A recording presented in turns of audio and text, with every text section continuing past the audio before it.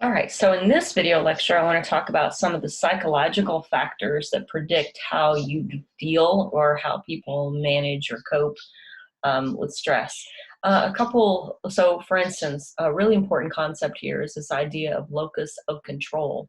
If you think of locus as the location of one's control, for our purposes, there's either an internal locus of control or an external locus of control, which basically means that a person who feels like they have some control over what's happening to them has what they call an internal locus of control, as opposed to if you think the world just happens and you can't do anything about it, that's an external locus of control. For dealing with stress, folks that have they have a sense that the world is not just random, it doesn't just happen, but I have some control over the way the world works, or my over my relationship between the world. Internal. So the key here, what I'm trying to say is internal locus of control people, a sense that the world is not just this random place. They handle stress better than folks that have this external. Now there's a kind of an irony here, because some things that cause us stress we really have no control over.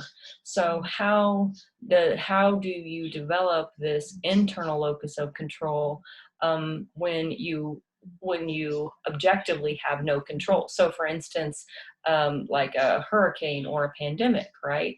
The government tells you to go inside and stay inside. You don't have a whole lot, you don't have any control over those rules, right? So the idea that is that how can I think about this situation so that I can grasp, so that I can gain some control. And I think I've mentioned this before in other chapters, but this is where I think religion can help, or a faith tradition, some sort of belief in a higher power can be helpful for managing stress. Because like if you're in a tornado, you can't do anything about that tornado, right? You have no objectively. But if I can cognitively give my control to the divine, or give my control to God, in that sense I can gain the benefit of an internal locus of control, right? So I can't control if the tornado comes by my house, but I can actively surrender my control to my divine. And in that sense, I get the benefit of an internal locus of control. I hope that kind of makes sense, right? Because remember, going back to that first slide, it's about perception. It's about perception. Do I perceive that I have some control over the situation? And when we perceive that we do have some control, our well-being in times of stress is greater. So one of them is your personality, your personal control. Another one is, if you're thinking about the chapter on mood and emotions, people who have more of those frowny faces on the mood log, people who are chronically reporting negative emotions don't handle stress as well as people who are chronically reporting positive emotions. So chronic negative emotions versus more positive emotions. And I'm not suggesting that we all walk around with this happy face, that we fake it till we make it, but thinking about the chapter on mood, there is some research in the area of, if I smile, I'm more likely to have the benefits of a positive emotion. So there is merit in times of stress of smiling and identifying with positive emotions. Something that I like to say is, I don't like to say I'm good when I'm not good, because I don't think that's authentic and that's not genuine and that doesn't promote social intimacy. But I do try to use more positive descriptions of my emotions as opposed to negative. So I'll say, well, I'm good enough, which is true. I'm good enough. That's more positive than saying, well, I can give you the whole number. Okay, moving on. So the third one is your personality types. Now, we did not cover the chapter on personality, but you might be familiar with the concept of type A versus type B personality. So a type A personality is characterized by somebody who's um, has a sense of urgency, always on the go, go, go.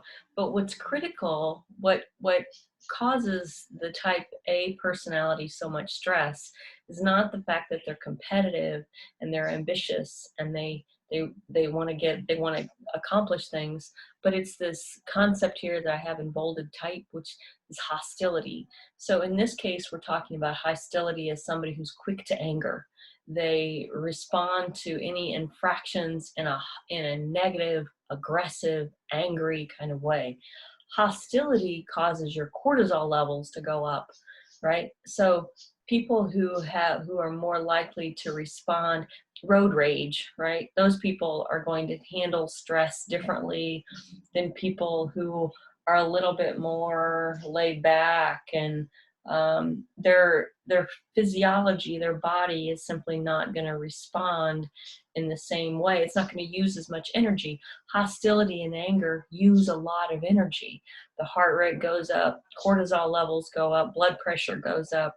If when somebody cuts you off in the highway, if instead of you yelling at them and cursing at them, instead if you just respond in this, oh, well, it's not going to use up the same resources. And again, going back to the previous couple slides, you have extra resources, right? Your body is built so that you can respond to stressors.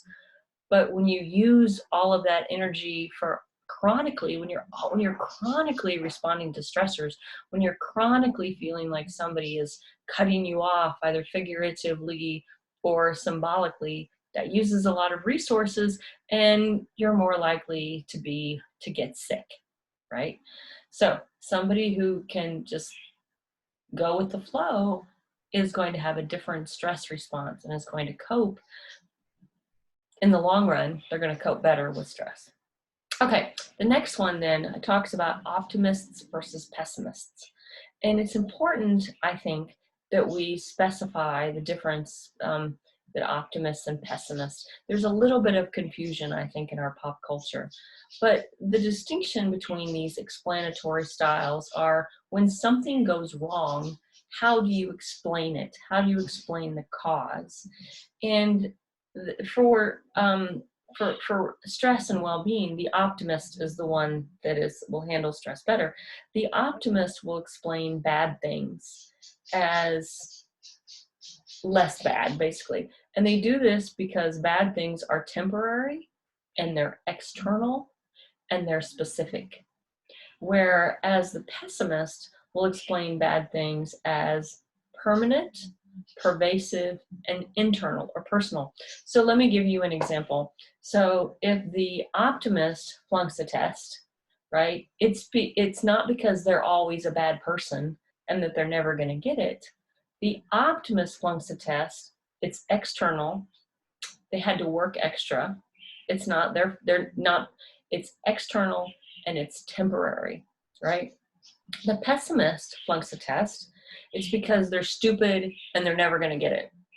When an optimist flunks a test, it's not about them, it's about the environment. It's a temporary situation in the environment, as opposed to the pessimist flunks a test.